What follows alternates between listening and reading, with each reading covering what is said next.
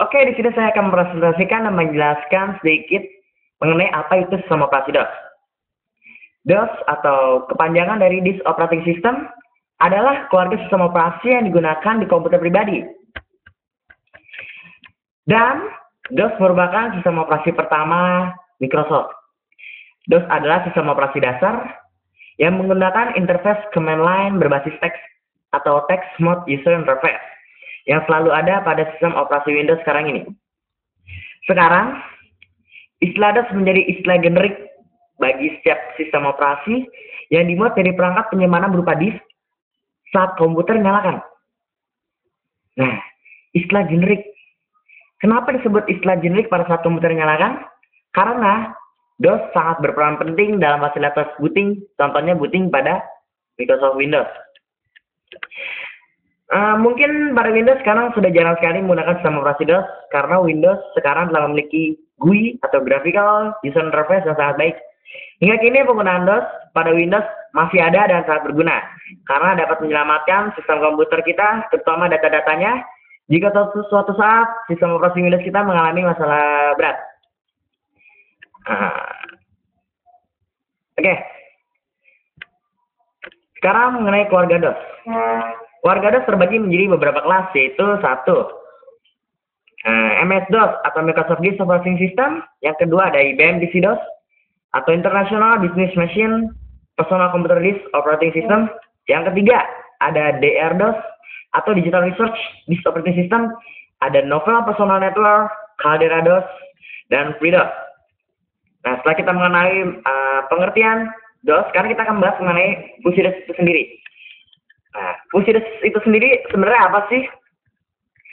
Pertama, fungsinya kita dapat mengorganisasikan dan mengendalikan kegiatan komputer.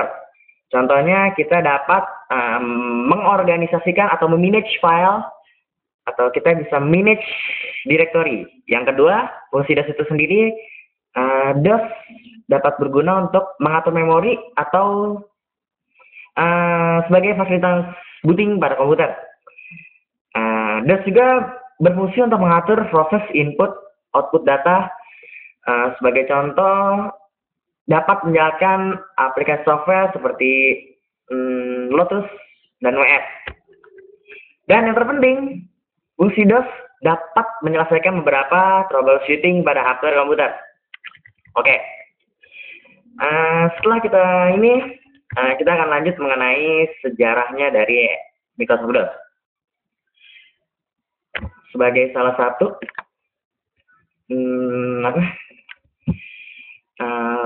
salah satu keluarga DOS, yaitu MS-DOS. MS-DOS atau kepanjangan dari Microsoft Disk Operating System adalah sistem operasi yang sangat banyak digunakan oleh komputer IBM atau yang kompatibel dengannya.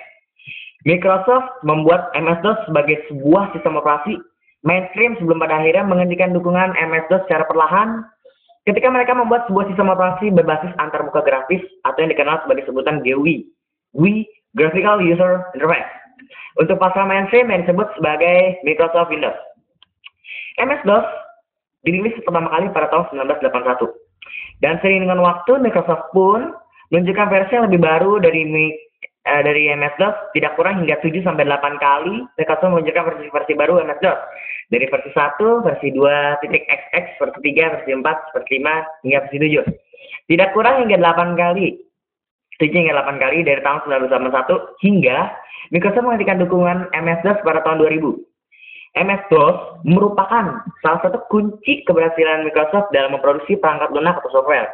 Dari sebuah perusahaan kecil, pembuat bahasa pemrograman saat didirikan hingga menjadi sebuah perusahaan perangkat lunak yang seolah menguasai dunia.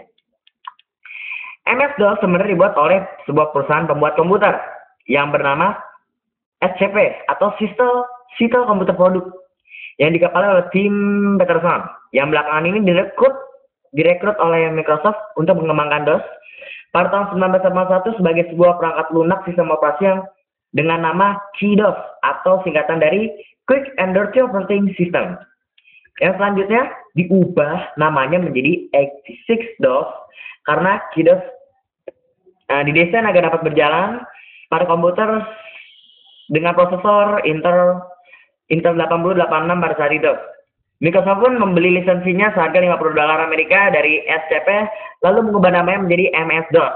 Selanjutnya, saat IBM hendak meluncurkan komputer pribadi yang disebut dengan IBM PC, Microsoft pun menjual lisensi MS-DOS kepada IBM. Nah, itu adalah sejarah singkat dari MS-DOS. Sekarang, tentu kita pengen tahu dong, gimana sih cara memulai DOS? Setelah kita mengetahui pengertian, fungsi, tentu kita akan sangat tertarik bagaimana cara memulai DOS. Untuk cara memulai DOS, berbeda-beda untuk masing-masing sistem operasi Windows. Contohnya, untuk sistem untuk Windows 98 atau Windows ME, cukup klik Start, lalu klik MS-DOS Prompt.